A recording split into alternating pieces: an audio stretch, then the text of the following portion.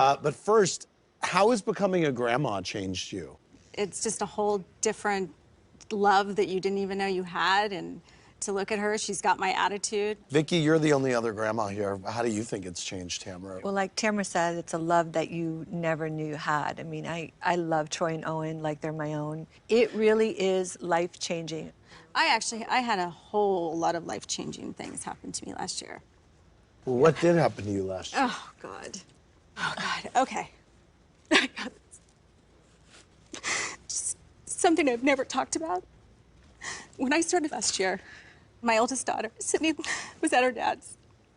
And she texted me and said, "Mom, can you pick me up?" I said, "Yeah." She was coming over for the week anyways. And she came to the kitchen and she sat down.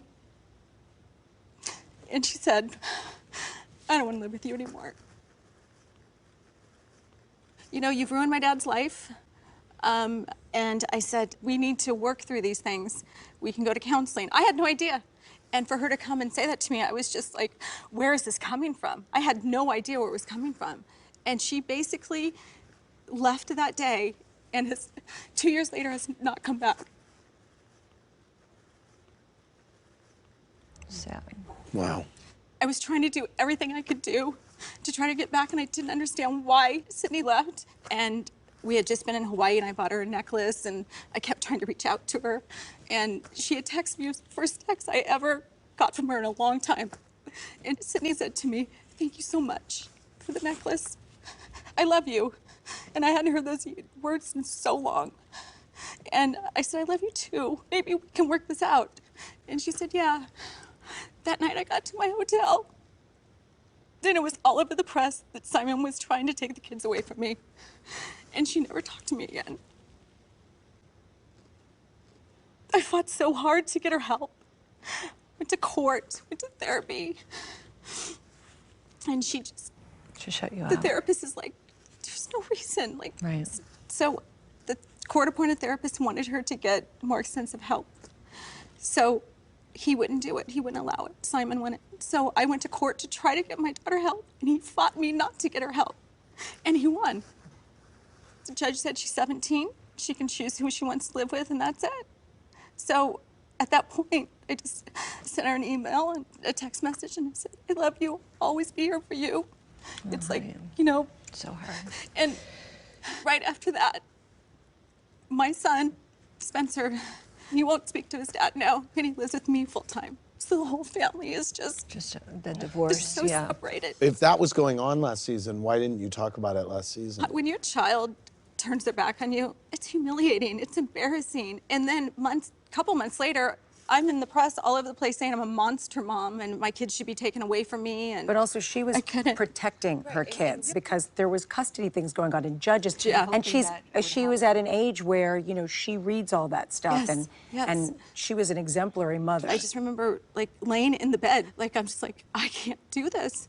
I can't do this anymore. And I went to work the next day and this woman came in. She was in her clothes, didn't know her very well. And she said, "You know, I've kind of seen some things that's going on. I was wondering if you want to go to church with me." And I said, "Yeah, I do, because I really feel like I'm going to die right now. I just don't have any help." So we went to church, and then it just like, I just remember sitting there just crying and crying and crying. And I went back, and I went back, and I went back, and it just kind of just felt right. It felt right. It just gave me, you know, what I needed in my life. It's just so hard because we live in the same town. He's walking distance from my house, and homecoming was last week, and I see pictures of her on Instagram in her dress. When was the last time you communicated? She went to court and testified to the judge that... Against you? Against me. That's all Simon. That's all Simon. It's parent alienation. And that's why I'm speaking out about it now. When Simon sees this, I'm assuming that you will hear about it.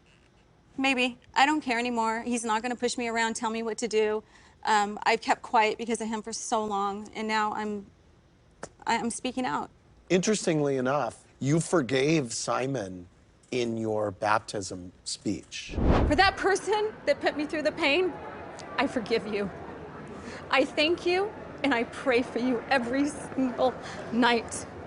Given everything that's still going on, Do you still? Yeah, because I wouldn't have gone through that if it wasn't for him, and I wouldn't be where I'm at now if it wasn't for him. It's like carrying a ball and chain if you don't let it go. I mean, like I said, sometimes you have to go through things in your life to get to a better place, and I wouldn't be here if it wasn't for him.